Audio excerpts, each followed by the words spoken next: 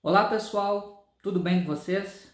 Meu nome é Ricardo, sou professor de História e esse aqui é um canal onde eu faço divulgação do meu trabalho sobre História do Ateísmo. E pensando nesse propósito, eu comecei há algum tempo a fazer um conjunto de vídeos no qual eu falo brevemente sobre o conteúdo do meu último livro, este aqui, Espectro do Ateísmo.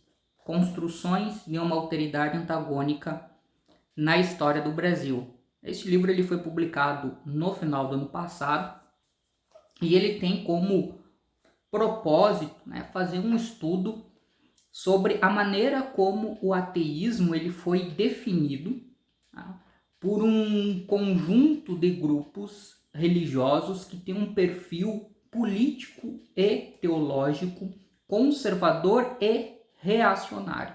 Tá? Então, o último vídeo que eu fiz, eu falei um pouco sobre essa questão referente ao período colonial brasileiro. Agora, no vídeo de hoje, eu gostaria de falar brevemente sobre o terceiro capítulo do meu livro, que trata das representações ou das definições dadas ao ateísmo e à figura de ateus e ateias por alguns representantes do meio religioso em relação ao século XIX, tá? No Brasil. Então, para isso, eu queria pontuar aqui alguns tópicos para nós termos um entendimento da maneira como o ateísmo ele foi definido naquele período por aquelas pessoas que já eu vou nominar algumas delas. Então, uma primeira coisa para nós entendermos essa questão do ateísmo no Brasil do século XIX, dessa maneira como foi construído uma ideia bastante depreciativa sobre o ateísmo, é o ultramontanismo católico. O que foi o ultramontanismo católico? Ele foi um conjunto de ideias e de práticas defendidas pela cúpula da Igreja Católica no século XIX como uma forma de fazer frente ao que se considerava dentro da Igreja como as ameaças do mundo moderno. Então, essas ameaças elas viriam de um lado do racionalismo filosófico, do iluminismo do século XVIII e do desenvolvimento da ciência, particularmente da metodologia científica e a construção do conhecimento decorrente disso, que colocava a Bíblia de lado como uma importante expressão para entender o mundo e os fenômenos do mundo. E em termos políticos, o ultramontanismo católico se colocava contra as ideias que vinham no sentido de pensar uma separação entre o poder político e o poder religioso. E aí, nesse processo de separação, a Igreja Católica também se colocava contra o entendimento, a noção de Estado laico, tá? É uma das questões fundamentais nessa concepção de pensamento sobre separação entre poder religioso e poder político. E o ultramontanismo católico defendia, para além dessas críticas, o fortalecimento, ou, digamos assim, o revigoramento dos laços entre o poder político e o poder religioso, mas com a primazia da Igreja Católica na vida social e política. Então, essas ideias que ganham força no interior da Igreja Católica nas primeiras décadas do século XIX, já finalzinho do século XVIII, mas principalmente nas primeiras décadas do século XIX, elas vão reverberar em solo brasileiro na segunda metade do século XIX. E aí nós chegamos aqui no Brasil para entender um pouco como é que se dava essa relação entre igreja e Estado, né? Que é uma coisa que eu também coloco nesse capítulo do meu livro. Então, quais eram as características? Uma coisa que eu já havia mencionado no meu último vídeo foi sobre o chamado regime do padroado. O que foi basicamente o regime do padroado? Foi uma parceria entre o Estado português e a Igreja Católica para efetuar a colonização do território brasileiro. Então havia ali uma aliança entre essas duas instituições, que o Estado ajudava materialmente a Igreja Católica no processo de evangelização, e em troca a Igreja ela atuava como uma forma de legitimar a dominação política do Estado português, e também a assessorava espiritualmente, vamos dizer assim. Tá? Então, quando o Brasil se torna independente, rompe os laços políticos com Portugal, uma das questões para serem pensadas é qual será a natureza das relações entre o Estado e a Igreja, agora que o Brasil já não é uma colônia dependente politicamente de Portugal. Então nós vamos ter, com a independência do Brasil em 1822, logo na sequência, a primeira Constituição da nossa história, que é a Constituição de 1824. E o que essa Constituição ela vai trazer? Essa Constituição ela vai colocar que a religião católica é a religião oficial do Estado. Então o Brasil se torna um país independente com uma religião oficial. Então ser brasileiro era ser católico. Só que nessa dinâmica das relações entre Estado e Igreja no Brasil independente, no século XIX, há uma certa primazia do poder político do Estado em relação ao poder político da Igreja.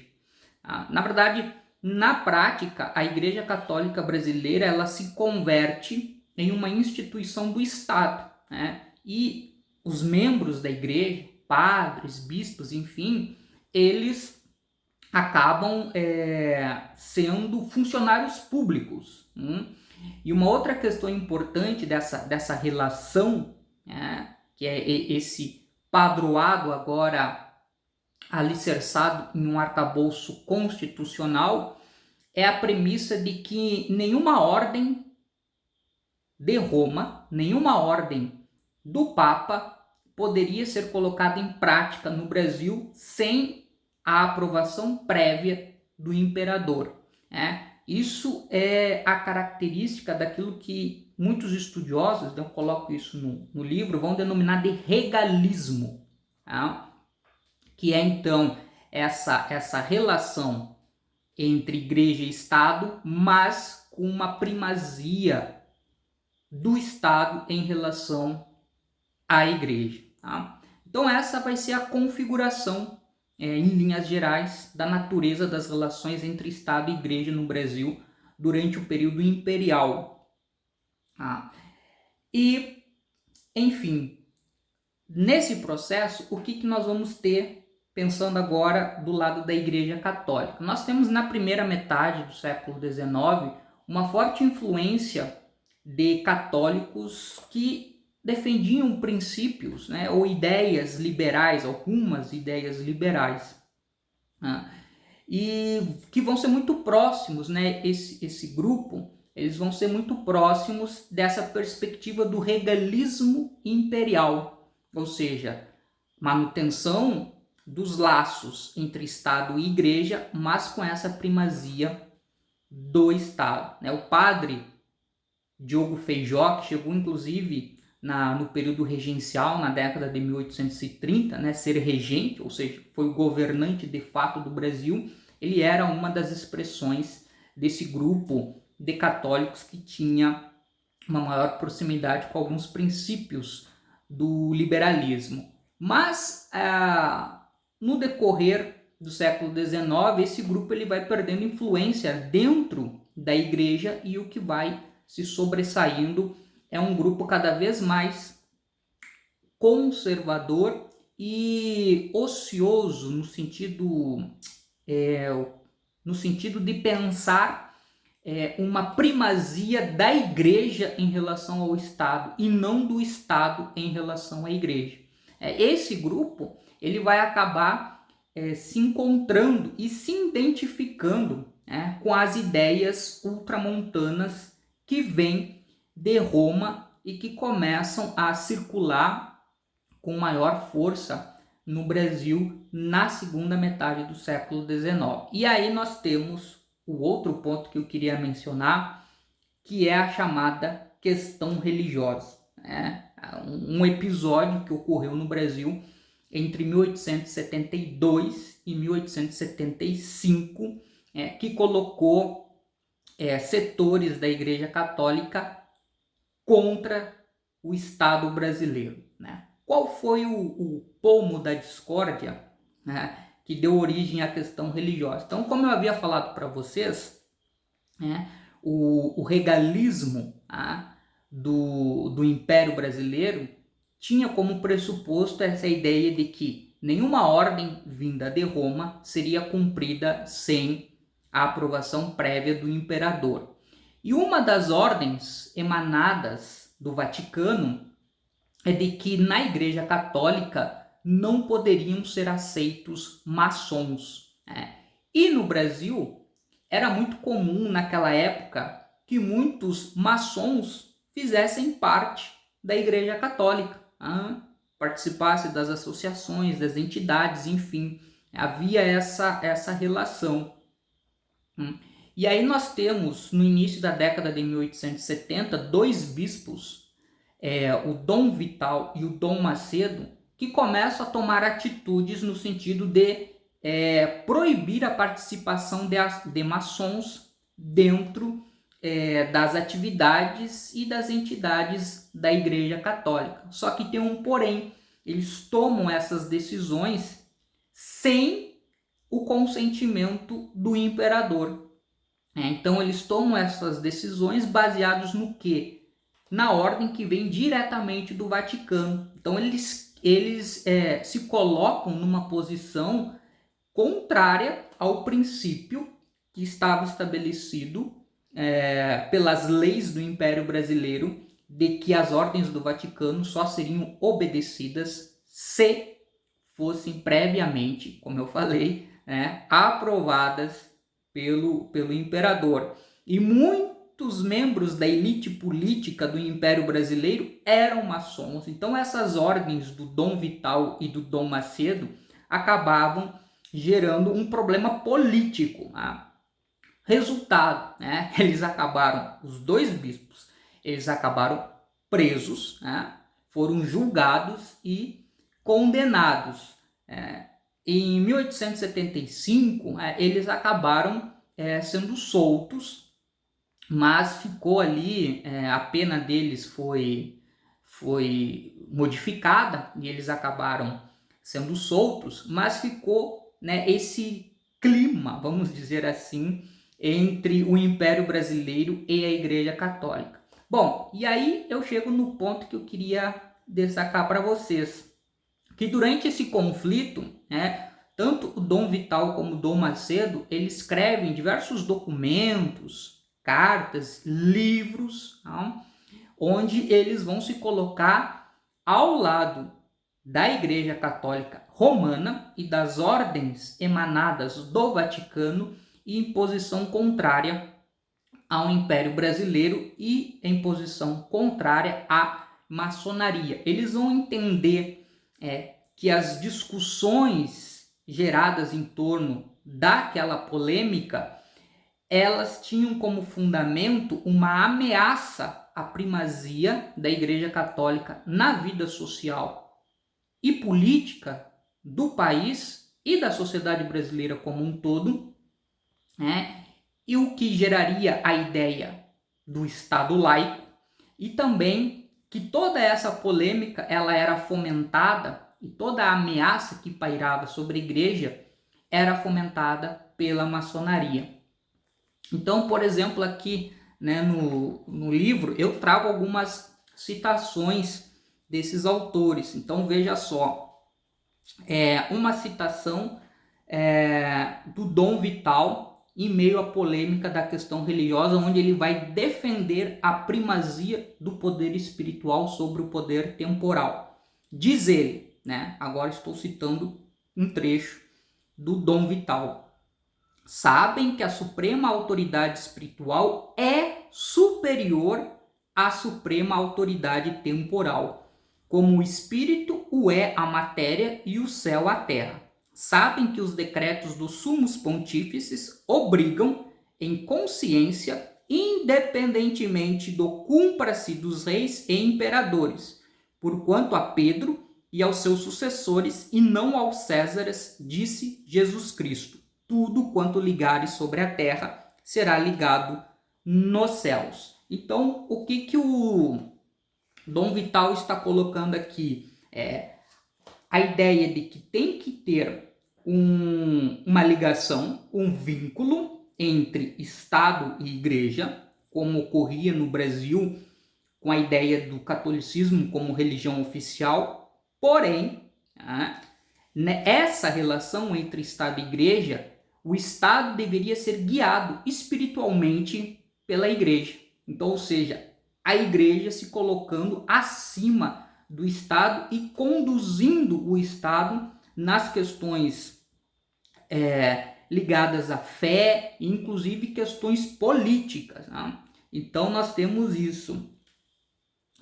Tem uma outra parte que ele vai então fazer uma crítica à questão da ruptura, né, entre esse vínculo entre Estado e Igreja. Tá? Ele diz o seguinte: se na sociedade humana a Igreja é para o Estado o que é a alma para o corpo, claro está que separar a Igreja do Estado é o mesmo que separar a alma do corpo.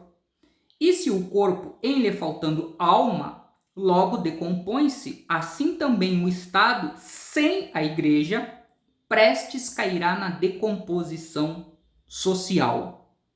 E um outro trecho ele diz o seguinte: se o governo de nosso país não professasse a religião católica, poderia ter individualmente súditos católicos, mas como sociedade política não seria católica. E se não fosse católica, que religião professaria? Nenhuma, porquanto é certo que aqueles que pretendem tirar a religião católica a dignidade da religião do Estado não pretendem substituir-lhe outra. Logo, no nosso país, enquanto sociedade política, seria ateu. E ele vai denominar isso como um ateísmo legal. Então, a ideia do Estado laico como a ideia de um ateísmo legal. E, na sequência, ele vai afirmar que essa ideia de Estado laico é uma das ideias que vem, né, do mundo moderno, dessas ideias filosóficas, racionalistas que começaram a germinar no continente europeu e que gradativamente foram se para outras partes do mundo, e que ele vê como, no fundo, a manifestação de princípios vinculados a uma vontade demoníaca, né, das forças do mal.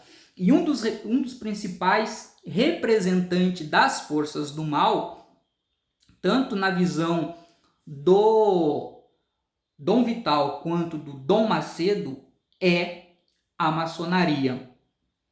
E aqui ele diz o seguinte, né, mais um trecho do Dom Vital, só que agora falando sobre a maçonaria, né, que é uma instituição na sua configuração atual que tem origem na Idade Moderna e que foi um espaço de fomento de ideias liberais ao longo do tempo, tá? E que nesse contexto isso era muito forte. Em decorrência disso, a maçonaria ela era muito identificada por esses setores mais conservadores e reacionários da igreja, como uma expressão desse mundo moderno que ameaçava a existência da igreja. E aí o Dom Vital diz o seguinte: desmoronando o trono dos papas, julga ela, a maçonaria, que facílimo-lhe há de ser derrubar todas as monarquias e levantar sobre suas ruínas a imaginada República Universal. Aniquilar o catolicismo, cujo ensino, dogmas, mistérios, sacramentos e ministros ela guerreia com ardor sempre crescente, e substituir-lhe, no caso a maçonaria, substituir-lhe o catolicismo pelo panteísmo ou pelo ateísmo. E aí ele finaliza: ainda assim, essa igreja continuará sempre levada pela mão do esposo, guiada pela luz do Espírito Santo, a sua missão divina até o fim dos tempos. E só deixará de ser militante a igreja sobre a terra para ser triunfante no céu. Então nós temos aqui esses representantes da Igreja Católica, né, o Dom Vital e o Dom Macedo. Dom Macedo não cheguei a citar agora aqui trechos dele, mas no livro vocês encontram figuras da igreja, representantes de um grupo que tinha uma visão de mundo extremamente conservadora e extremamente reacionária. Na verdade, a ideia deles era voltar a roda do tempo para a época em que havia essa vinculação mais orgânica entre igreja e Estado, com a primazia da influência da igreja sobre a vida social e política. Só que isso, no Brasil, esses vínculos entre igreja e Estado, e essa posição que a igreja tinha, apesar de não ser vista 100% de forma agradável por esses setores ultramontanos, pela interferência do Estado na igreja, essa relação que eles tanto cultivavam e defendiam, ela iria acabar com a instauração da República em 1889 e de maneira mais particular com a promulgação do ato do decreto 119A de 7 de janeiro de 1890, que instituiria na prática a laicidade de Estado no Brasil. E a partir daí a igreja teria que se recompor para atuar numa nova realidade. Mas isso já é um assunto que eu vou tratar com vocês, né, e vou apresentar mais elementos sobre isso num próximo vídeo. Um abraço e até breve.